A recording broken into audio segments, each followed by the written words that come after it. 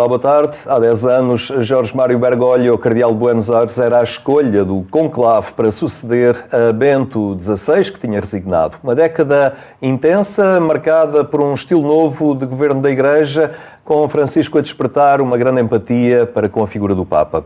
É este estilo de condutor da Igreja que olhamos hoje com os nossos convidados. Está entre nós Cátia Tuna, historiadora e teóloga, também Carlos Figueira, da Iniciativa Economia de Francisco, Portugal. Obrigado por estarem aqui entre nós hoje no programa Eclésia. Cátia Tuna, começava por si. São 10 anos de pontificado do Papa Francisco.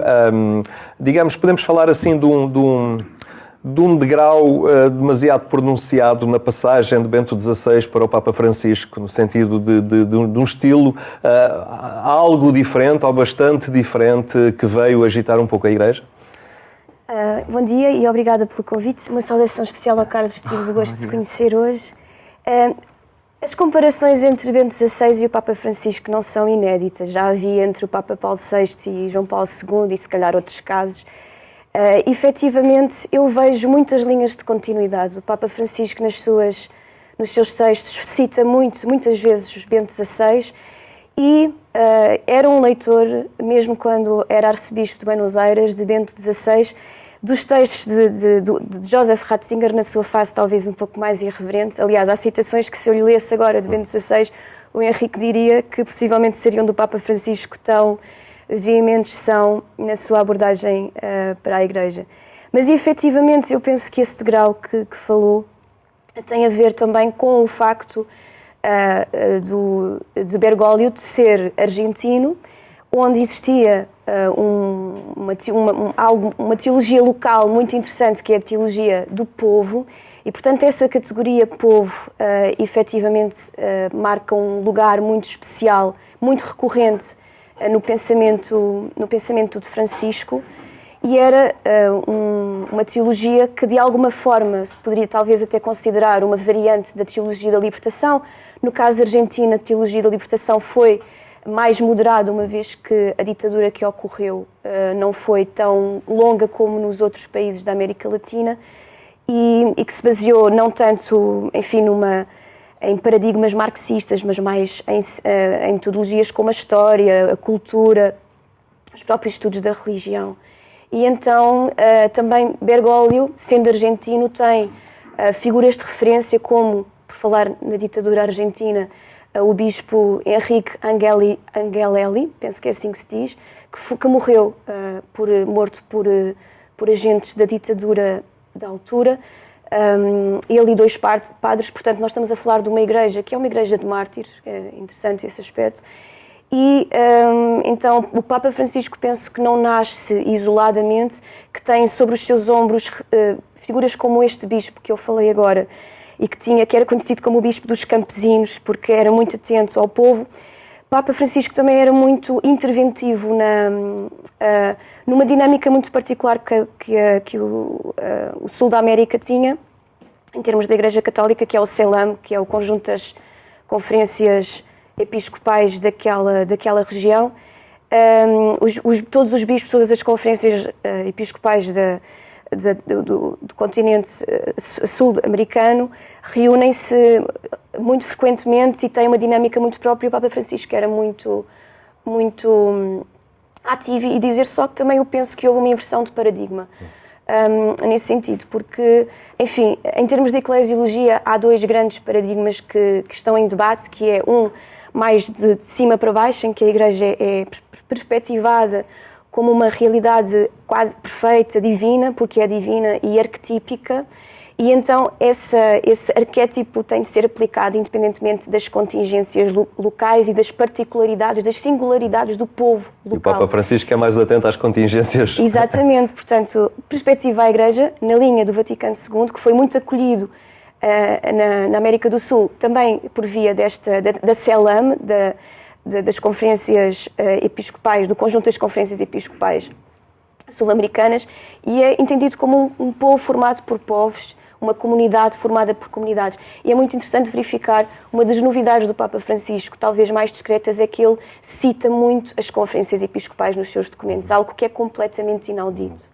Este Papa, com esta circunstância própria de uma igreja mais inserida na realidade concreta da vida das pessoas e naquele contexto também latino-americano, é o Papa que nos traz também o desafio a uma economia diferente que ganha uma expressão muito especial neste projeto Economia de Francisco.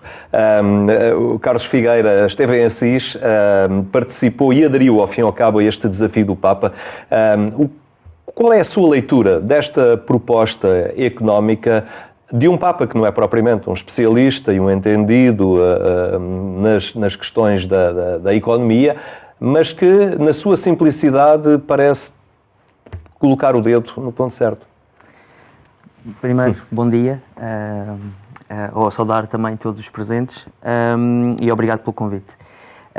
Dizer então, relativamente à sua questão, acho que para lermos também aqui um bocadinho aquilo que é a Economia de Francisco, este movimento, este processo que é a Economia de Francisco, podemos também olhar para aquilo que foi o pontificado do Papa Francisco, olhar aqui se calhar para os vários textos que ele próprio escreveu, desde a exortação apostólica Evangelii Gaudium, passando pela Laudato Si e também pela Fratelli Tutti. Acho que a Economia de Francisco é uma junção disto tudo.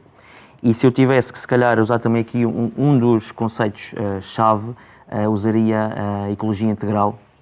E acho que o desafio parte muito daí, de reconhecer que todas as realidades estão intimamente ligadas e de reconhecer que não precisamos só de uma ecologia, ou seja, a nossa conversão ecológica passa por muito mais do que uma conversão, uma sustentabilidade, se calhar apenas ambiental, mas temos que olhar, se calhar, para outras sustentabilidades, como uma sustentabilidade social, uma sustentabilidade relacional e uma sustentabilidade que também, por exemplo, o Papa destacou em Assis, que é a sustentabilidade espiritual. E acho que é esta nova visão para uma economia diferente, uma economia que dá vida e não mata, que inclui e não exclui, humaniza e não desumaniza, que nós todos somos convidados. Portanto, aqui o Papa convida cada um de nós. Muitas vezes ouvimos o nome desta iniciativa, Economia de Francisco, e parece que estamos a falar de modelos económicos apenas, estamos a falar de algo que é só para economistas, e não é assim. Isto é um desafio que o Papa lança a todos os jovens, que é aquilo que ele também tem, que o Papa tem vindo a dizer e a chamar-nos sempre a ser protagonistas, não é?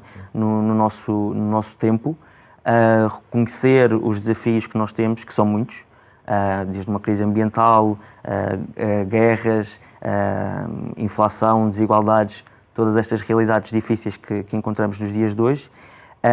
E aquilo que o Papa nos convida é perceber toda esta realidade, é também...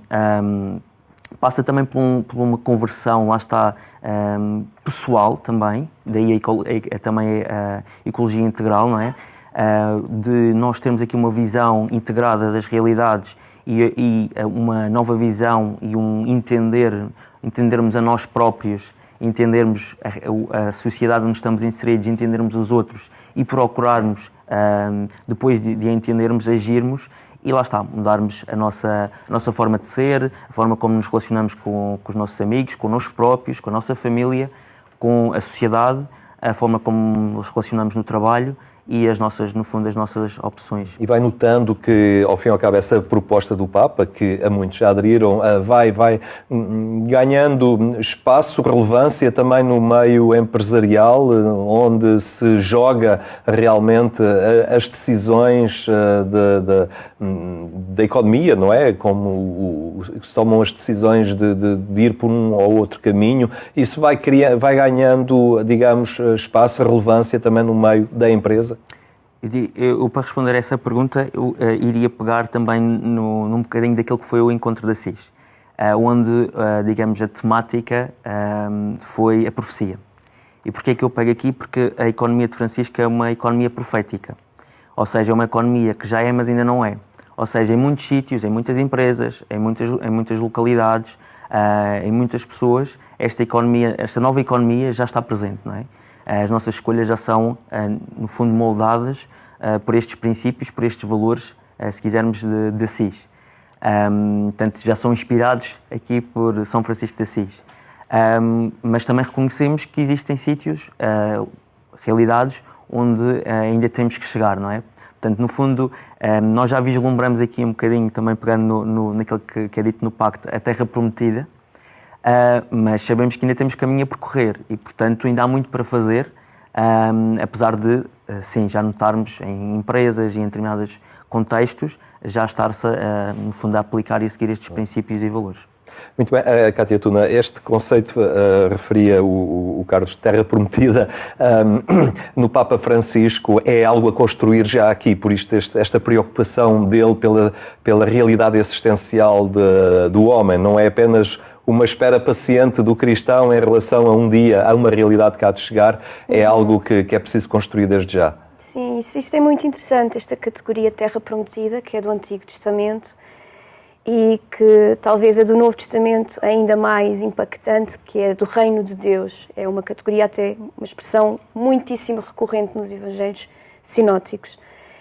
No entanto, enfim, a teologia foi ao longo da sua história apegando-se mais a expressões e a conceitos e até a paradigmas que não eram bíblicos, nomeadamente o conceito de natureza, que é um conceito aristotélico.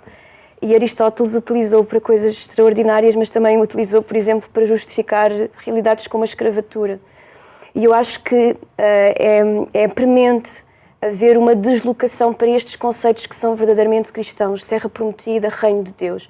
Porque o Reino de Deus é uma expressão de compromisso com o mundo.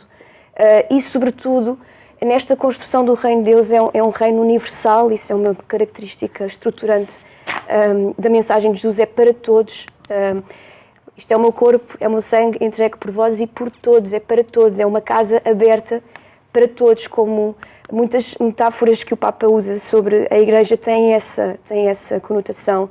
A Igreja como mãe, e é uma mãe que sabe chorar, porque se não souber chorar não pode ser mãe. E nós, talvez, não choremos muito. Jesus no Evangelho chora muitas vezes sobre a cidade, perante o filho morto da viúva, no Monte das Oliveiras, com suor e sangue, e nós talvez choremos pouco estas realidades, e esse choro, essa penitência, uma vez que também estamos na Quaresma, vê-se até nos discursos e nos gestos do Papa Francisco uma preocupação paterna e misericordiosa em relação ao sofrimento das pessoas e à injustiça das pessoas. Porque não é um sofrimento qualquer, é o sofrimento de Jesus. E essas pessoas não são umas pessoas quaisquer, é Jesus vivo que está a sofrer.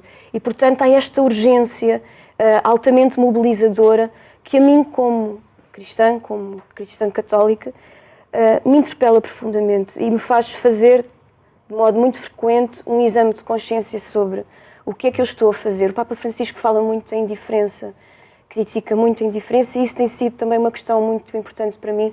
Nós, estes dias, falámos nas notícias sobre bairros demolidos, aqui mesmo ao pé de nós, situações de lares em que os idosos são tratados de forma, enfim, muito pouco humana, e eu acho que nós, como Igreja, nos devemos questionar o que é que podemos fazer para que este Reino de Deus aconteça aqui agora, porque a vida eterna não vai acontecer um dia mais tarde, é já. Este já ainda é uma igreja da ação, é por oposição a uma certa igreja da espera.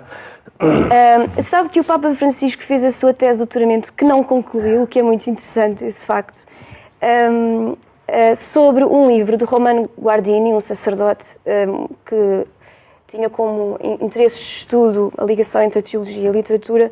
E era um livro de Romano Guardini que baseou a sua tese, que se chamava Polaridades, ou algo assim.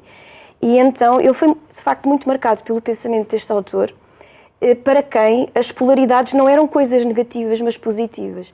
E que não se poderiam resolver com dualismos, teologia, pastoral, divino, humano, universal, local, academicistas, pastoralistas, mas que a própria tensão, esta dimensão opositiva da vida, e mesmo assim a vida é estruturalmente opositiva. E então essa tensão e a complexidade, ela própria resolve as tensões, porque quase que celebra as tensões. E então, respondendo à sua questão, espera e ação, fé e ação não são duas realidades opostas, são duas realidades que têm de estar em equilíbrio permanente, esta tensão permanente para efetivamente construirmos o reino de Deus, que é um reino tenso, porque há pessoas à espera dele a sofrer hoje. Carlos Figueira, de alguma forma também este itinerário de uma realidade vasta, mas que cabe nesta denominação Economia de Francisco, também, de alguma forma, foi para si um percurso de caminho em igreja, de descoberta de uma igreja diferente. Esta proposta do Papa foi para si também reveladora de uma igreja com a qual mais se identifica? Sim, sem dúvida. Lá está, como eu dizia há pouco também, este processo da Economia de Francisco também tem muito de crescimento espiritual individual, começando por nos conhecermos a nós próprios e por nos mudarmos a nós próprios, e depois só assim também passarmos por essa dimensão mais comunitária, se quisermos. Sem dúvida foi também aqui uma oportunidade, se calhar, para conciliar duas dimensões da minha vida que às vezes pareciam um bocadinho conflituantes, ou seja, a questão da minha formação académica, área económica, com a minha dimensão mais espiritual. De facto, permitiu-me também aqui, e eu destacaria essa palavra, porque eu queria depois também tocar aí um bocadinho, que é aquilo que, se calhar, palavras é que podemos usar para definir aqui a Economia de Francisco. E uma delas tem a ver com a palavra comunidade. E, de facto, aquilo que nós podemos sentir, aquilo que eu senti, e senti muito vivo isso em Assis, naqueles dias, é que, no fundo, nós somos uma verdadeira comunidade, uma verdadeira família, uma igreja viva, que temos de jovens que, no fundo, partilham uma mesma vocação. E o Papa dizia que essa vocação já estava presente em nós. Aquela carta convite só nos fez perceber que éramos muitos com a mesma vocação e que todos juntos podíamos ambicionar essa tal economia diferente que ele nos pede. Portanto, sem dúvida, trouxe aqui à minha vida a Economia de Francisco uma nova dimensão, até um elevar, se calhar, da minha relação com Deus. E acho que cada um de nós que faz parte tem sentido isso. E agora, se calhar, fugindo só um bocadinho, mas aproveitando que tenho a palavra, fugindo um bocadinho da pergunta, mas acho que relevante, tocar aqui noutros aspectos que me parecem relevantes para definir a Economia de Francisco e que estão muito ligados também àquilo que é o estilo, se quisermos, do Papa Francisco. E uma das palavras que eu usaria é a palavra processo. E o Papa Francisco, de facto, tem mostrado ser sempre alguém de processos, mais de perguntar do que de ter respostas. E acho que isso é a Economia de Francisco. A Economia de Francisco não é um modelo económico que tem as respostas para tudo. Não é um manual. Não é um manual que tem as respostas para os desafios que enfrentamos atualmente. É muito mais um caminho de perguntas, de fazer as perguntas certas, de procurarmos em conjunto, utilizando como instrumentos o diálogo e a escuta, para sim chegar a essas respostas, ou procurar essas respostas. E, portanto, tem sido, acho que esta é uma palavra, é que um processo também, se quisermos, podemos dizer que também é um caminho sinodal, não é? Que também é algo que tem marcado muito o estilo e a postura do Papa Francisco. Pronto, e depois as outras palavras que eu destacaria, já as falei, foi comunidade, vocação e uma nova visão para a economia, no fundo para o mundo, não é? Kátia, há pouco referia as polaridades, não é? Falávamos aqui também da comunidade, e a comunidade cristã é muito marcada também por polaridades. Se associarmos estas polaridades, digamos, às diferenças e às características de cada um que compõem a comunidade. Esta sinodalidade, que ficará, penso eu, como um dos testamentos futuros do Papa Francisco, este desafio de caminho sinodal, que a Igreja está agora muito empenhada em construir, é precisamente isto, é o conciliar polaridades, é o fazer um caminho com aquele que é diferente de mim, que tem outra sensibilidade, mas que se calhar me ajuda também a perceber um horizonte mais vasto do mundo. Exatamente. Eu penso que é na Fratelli Tutti que o Papa Francisco fala sobre progressistas e conservadores e, enfim, de uma espécie de ruptura que existe e que não devia existir. Quando a Igreja sai, se nós formos efetivamente esta Igreja em saída e se nos polarizarmos naquilo que está de fora, se quisermos, do pobre, essas polaridades resolvem-se naturalmente, porque mesmo independentemente de ser, se falarmos da Igreja, mas de outras relações quaisquer, namorados, amigos, grupos de jovens, se um grupo tiver o seu objetivo dentro dele próprio, ele só vai efetivamente ficar-se pelas querelas internas e isso vai ser altamente infértil. Mas se efetivamente existir este êxtase, que é o amor, este sair de si à procura do outro, nós perceberemos que cada um tem alguma coisa a dar para resolver aquele problema.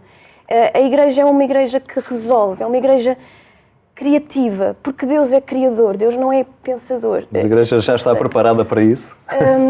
Vamos fazendo este processo que o Carlos tão bem referia e que tem a ver também com o facto do Papa Francisco colocar o tempo como algo preferível, que está em primeiro lugar em relação ao lugar. Ele tem estas 4 valências, o tempo e o lugar, o uno e as partes. E em relação à sinodalidade, é este processo que está aqui em causa. É claro que esta sinodalidade existiu em formas diferentes ao longo da história do cristianismo. Em 1965, quando termina o Concílio Vaticano II, o Papa Paulo VI institui o Sínodo dos Bispos, que tem sido uma ferramenta utilizada por vários papas, mas aqui com Francisco é diferente, porque esta sinodalidade não é um processo que tem de atingir um objetivo, ou seja, que é funcional, vale pela sua função se conseguir essa finalidade, vale por si próprio. É o novo estilo de ser Igreja. Sim, é um novo estilo de relação. O tempo não nos permite ir mais além. Haveria muito para falar na riqueza destes 10 anos de pontificado, não é? Agradeço muito a vossa presença e a forma também como nos ajudaram a penetrar em algumas áreas também muito significativas da novidade deste pontificado do Papa Francisco. Obrigada. Obrigado também pela atenção que nos dispensou. Tenha uma boa tarde e até amanhã, se Deus quiser.